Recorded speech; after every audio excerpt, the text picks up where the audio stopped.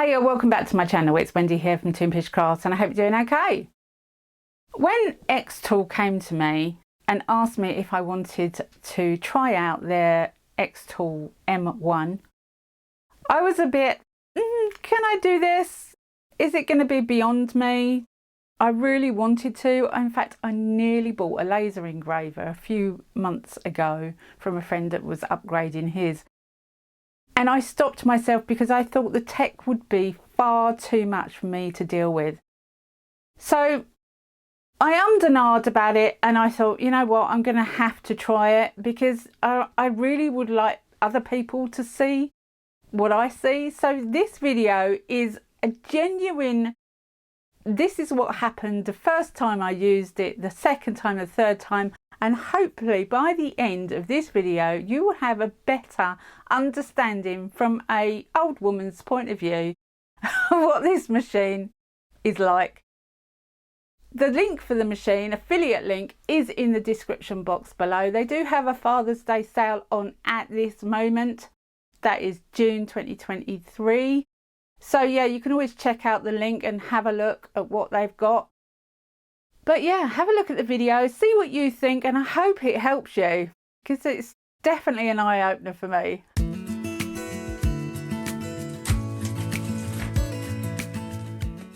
So when this product arrived in the post, I couldn't lift it and it sat in the kitchen for 3 days while I was waiting for my husband to help me get it upstairs so that we could have room to do an unboxing. At this point, I just thought the xTool M1 was inside. I didn't realise there were so many other things in this box as well.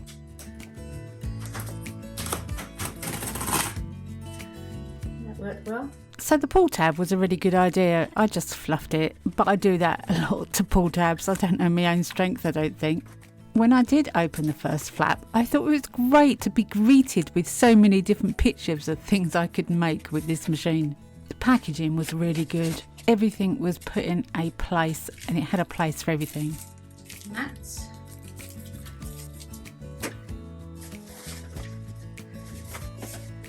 M1 premium material package.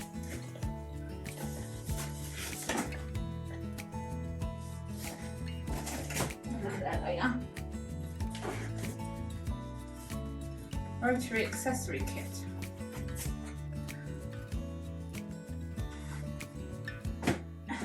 I couldn't believe my eyes and the amount of stuff that came out of this box. 4 pieces for M1 riser.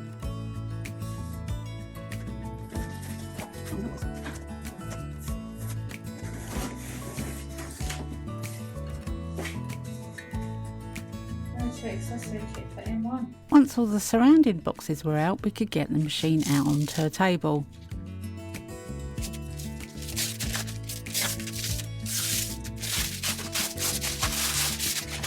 And when I opened the lid, I was greeted with yet more goodies. A thank you leaflet and an instruction booklet was first, followed by a small pack of crafting materials that was a sample pack of items you can use. This tube, I believe, is lubricant for the piece, and of course we have the power packs and the internet cable. Then you've got the hose, which is the extractor hose, together with the clip, the screws and the manifold. And it's worth mentioning here that the screws don't need a screwdriver, you can tighten them by hand. Then there was a small pack of blades for the cutter. I thought here I got to the end, but no. And still more inside. These are the triangular prisms that you put underneath wood and things you're cutting to raise it from the base. 2 more mats, which are sticky on both sides. And I think we're actually there now.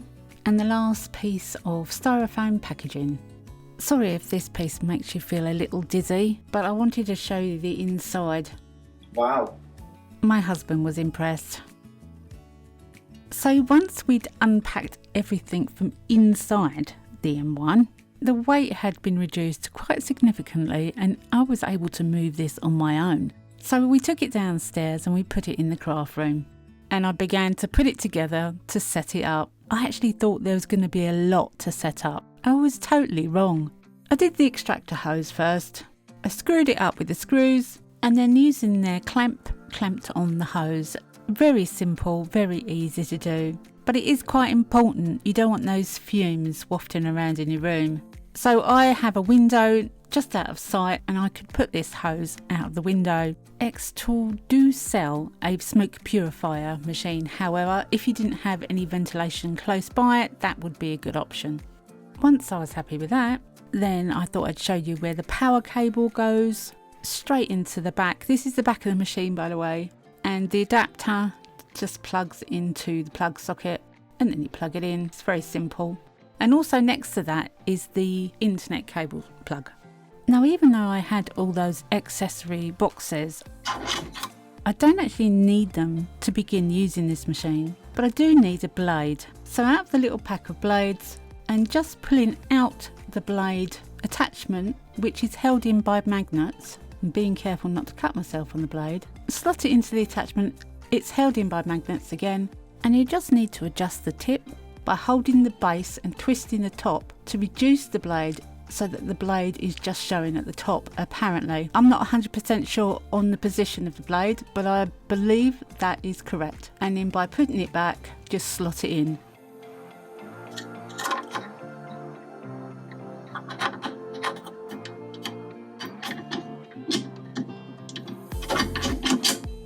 So at this point, I was ready to turn the machine on.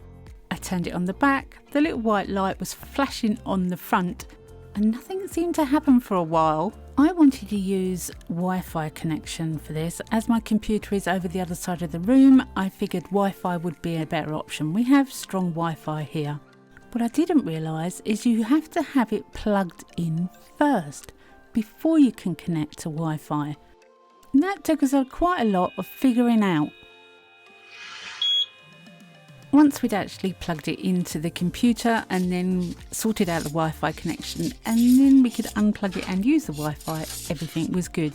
So I put the prisms in the bottom of the base, ready to do my first make with a piece of basswood.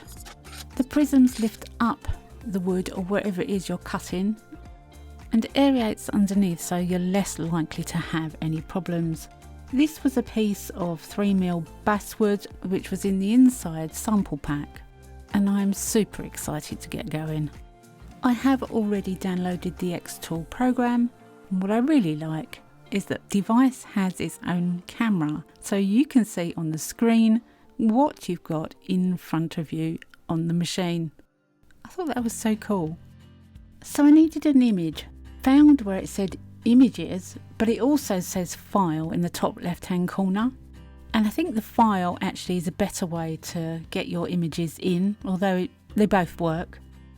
I've resized it really easily. It's locked by standard. There is an unlock button at the top of the screen if you want to change the orientation of it, but to start with it would not let me press process. I pressed it a few times and it just blinked at me, it wouldn't let me do it. And then I realised I actually hadn't chosen what material I was using. You can only do that if you don't have your image clicked. If you've come off of that, you can choose your laser, your 3mm basswood in this case, and it's on triangular prisms. So I readjusted where my image was, and then I could press process. Now I've left the clock going in the bottom left hand corner. This is what's actually on the screen. I don't know if it's actually specifically clock related, but it's the counter, it's the processing time.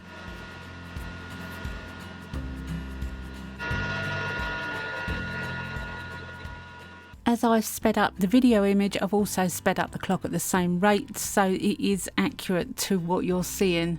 I was struggling to film this because I use artificial lights in my room and the lights were shining on the plastic surface, so you're getting a lot of reflections, and I worked out later in the video that if I turn the lights off you can see it a lot better.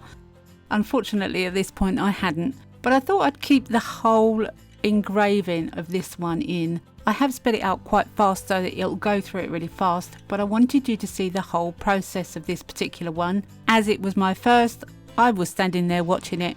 I thought you'd like to too.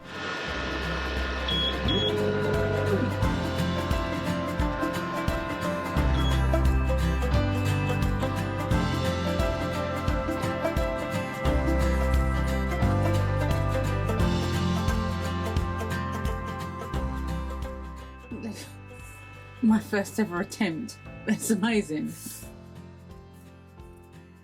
Wow. That's pretty good going. I'm loving this. I need to do more. Well, to start with, I can't believe I did that so easily.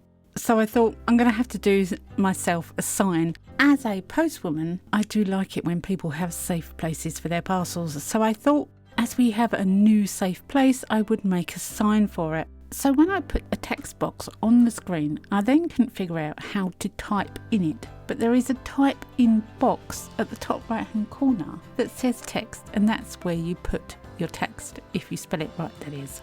Also on the right hand side you can change your font and your pixel size and many other things as well. So I found a font that I thought was ideal. It took me a little while, there's so many to choose from. There always is, isn't there, fonts? Why are there so many? But I like being able to choose, and the variety is good, even if it does take a long time for me to choose. Then I faff around and figure out that I actually need to change the processing type.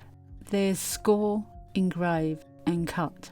And on this particular occasion I wanted engrave. That changes the appearance of the letters on the screen from being hollow to being solid. And then I wanted to find a heart. And I wanted a different action for the heart. So while I have the heart highlighted, I can choose whatever action I want for that particular piece. I could choose score, engrave or cut. So this M1 can do different actions in the same program rotation, if that makes sense. And I decided on score. I didn't want to cut a hole in the board for this particular piece. I didn't want to do the same engrave, so scoring was my option. Once I had everything laid out, then as long as you click off of everything, you can press the process. And I already had it set up for basswood. What I didn't realise was it's going to do the Toonpish crafts again. So I ended up stopping it, taking it out and turning it over so it would do it on the back of this basswood.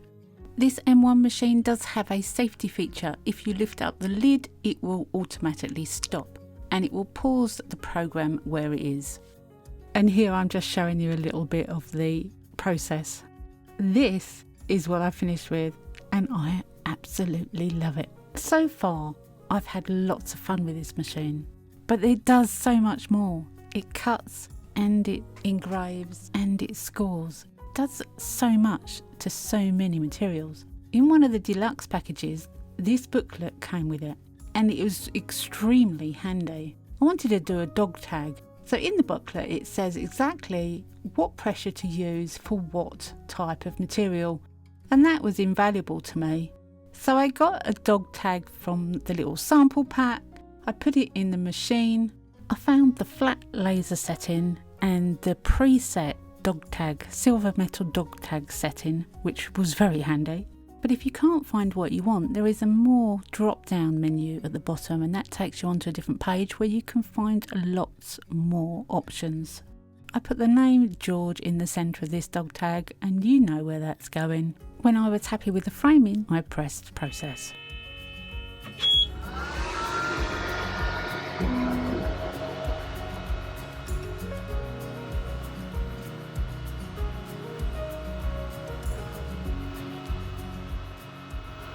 This top has a blue light filtering system. I could watch it without any trouble at all.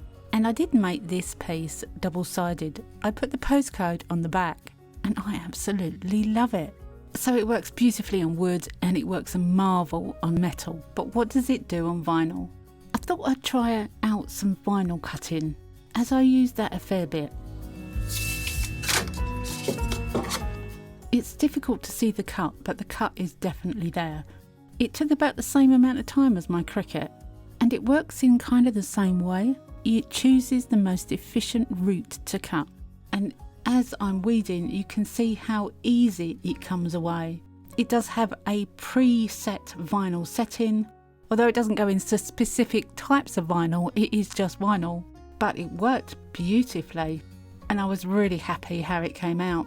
There was one little dot under the right eye that it missed, but I think that was my fault for pulling away the larger piece so easily. And it works. So what about PU leather? I also got a piece of that in the sample pack. The mat that is inside the machine is sticky on both sides.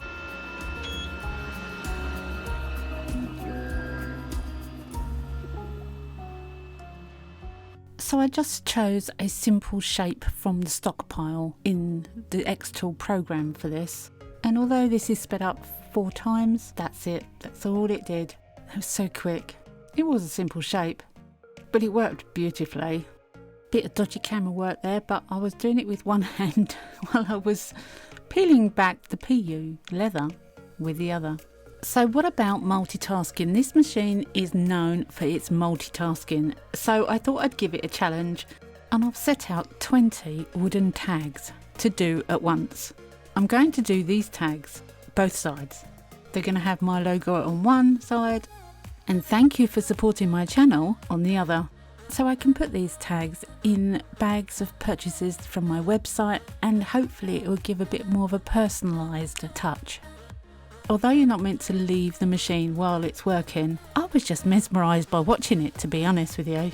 I find it quite amusing. It would start one piece and then move to the next, but it's doing it in the most efficient way. So it was just fascinating me. When I took them out, there were 1 or 2 that had slightly gone off the edge of the tag. Now that's down to me placing it in the wrong place on the system, but I am extremely happy with how they came out both sides. So now I have some small personalised thank yous to go into my purchases from my website. I'm very happy about that. Finally, I wanted to try a design of my own. I've been itching to do this, and it took me a little while to work out layers on the program. Once I'd worked out the layers, it was a doddle. But I imported a picture of a dragon from Canva. I am a member of Canva, and I wanted to cut it out on some ply. It did cut so easily once I'd figured out how to use the program for layered images. That was something that was a little difficult. The layered images. I don't use any programs that use layered images, so that was a bit of a headache, but I got there eventually. I would say that if you use a Cricut program, then you can use this program. It's very similar in its structure. It's basic, but it's ideal to be basic because novices like me can pick it up and use it. But it also does so much. I have only scratched the surface with this. You can engrave on tumblers, on glasses. You can cut out glass. It does so much, and I've just scraped the surface. I believe it's the only machine on the market to have a laser and a blade, and that in itself makes it fascinating. But I cut this dragon out. I put sticky back plastic on the back that was silver glittered. Although you can't see that on the screen, it is glittery silver. And I'm filling it in with clear resin. I've put the clear resin in a needle top bottle that you can clean out, remember, just with isopropanol alcohol. And then I've put some purple in another bottle, and I'm just speckling the purple through the clear. With the silver underneath, it looks absolutely beautiful.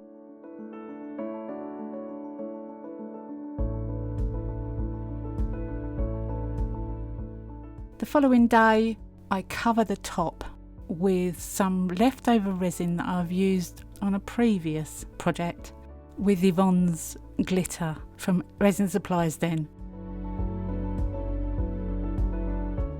And the results I got from that are stunning. I absolutely love it. I mean, you know what I think about purples and dragons. I'm showing you this in the dark so that you can actually see the glitter sparkle because it is fabulous. To start with, I was petrified, but then I was with the Cricut as well. And you shouldn't be, because it's actually really simple. Although I haven't opened a lot of the accessory boxes yet, I do plan to, because there's so much this machine can do. I did struggle a little with the layers in the programming, but then I've never used a program with layers before. But once I watched a couple of YouTube videos, I understood it a lot more. Thank goodness for YouTube. An affiliate link for the M1 is in the description box below this video. It'll also be on my website. It's a big purchase, but if you're in the market to buy either a laser engraver or cutter or a blade cutter, this machine does both, and it's really worth looking at. Well, this video has been a little different for me, but I've absolutely loved playing around with this M1 machine. I hope you've enjoyed it. Come back and see me next week, because you never know what I'm going to be up to. I never know what I'm going to be up to. Have a great week, happy crafting, and bye for now.